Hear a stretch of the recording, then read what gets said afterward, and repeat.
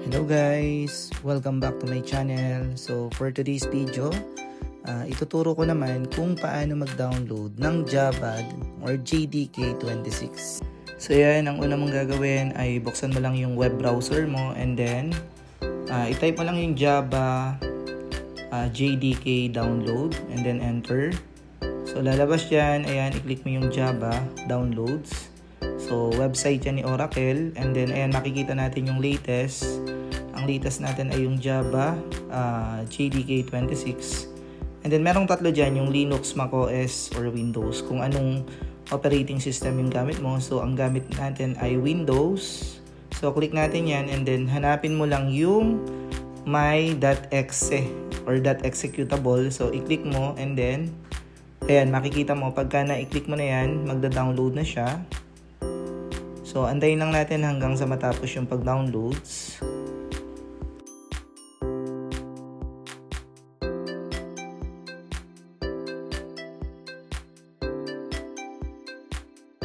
So ayan, tapos na. I-click mo lang yung show all downloads.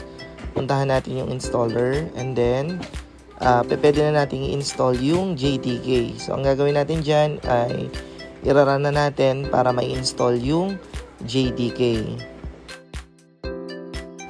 Pag na-run mo na yung installer, ito yung lalabas. Ang click mo lang dyan ay yung next. And then wala ka naman ng ibang babaguhin dyan. Next ulit. And then ayan. So maglo-load lang siya. And then ayan, ganun lang siya kasimple. Tapos na. Click mo lang yung close. So ayan, i-close na rin natin yan. And then successfully installed na yung JDK natin. So, ang susunod naman natin gagawin ay i-configure naman natin ngayon yung JDK natin. So, punta tayo sa start and then i-type mo lang yung environment variables and then click enter and then i-click mo lang yung environment variables. Pero bago yung pag-create natin dyan, minimize muna natin. Punta muna tayo dun sa File Explorer. And then, puntahan natin yung local DC kung saan naka-install yung Java JDK natin. Click natin yung program files and then open natin yung Java folder. And then, doon sa JDK 26, click natin yung folder ng bin. And then, ito yung ikakopy natin, yung address niya. I-click natin yan. So, highlight natin and then click natin yung copy. Tapos, babalik tayo ngayon doon sa my environment variables. And then, ang gagawin natin dyan ay i-click lang natin yung new. And then, sa variable name, lagay natin java_home. And then, sa variable value, doon natin ipe-paste yung ating kinapi kanina na yung JDK bin. So, after nyan, doon sa may ibaba, hanapin mo yung path.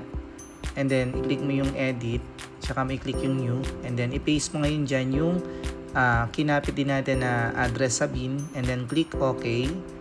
So, pagka nagawa mo na yung dalawa na yan, i-click mo na lang ulit yung OK button dun sa ibaba. And then, ayan, okay na siya pagkatapos yan.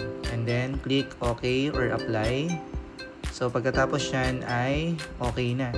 So, pwede na natin ngayon ma-test yung ating Java sa CMD. So, open ko yung command prompt. So yan, so ang gagawin natin dyan ay itetest natin kung anong version yung naka-install dito sa ating computer or laptop. So Java, and then ayan, i-type lang natin yung command na yan and then enter. So lalabas dyan na meron tayong Java 26.0.1. So yun lang. Salamat. At yung susunod naman na video na gagawin natin ay yung gagawa tayo ng program and then irara natin sa CMD yung Java program na nagawa natin. Salamat!